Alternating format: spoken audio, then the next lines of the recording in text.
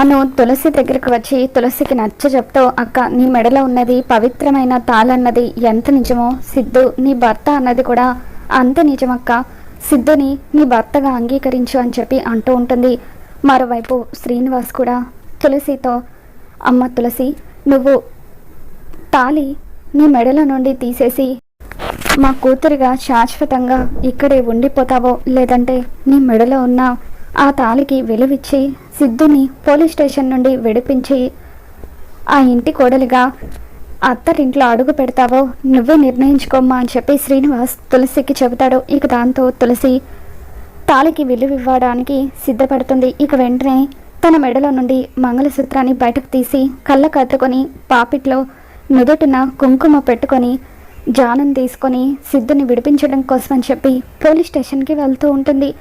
మొత్తానికి జాను రాకతో తులసి సిద్ధు కట్టిన తాళికి విలువిచ్చి తనని విడిపించి భర్తగా అంగీకరిస్తూ ఉంటుంది. మరి రాబోతున్న ఎపిసోడ్లో సిద్ధుతో కలిసి తులసి అత్తారింట్లో అయితే అడుగు పెట్టబోతుంది.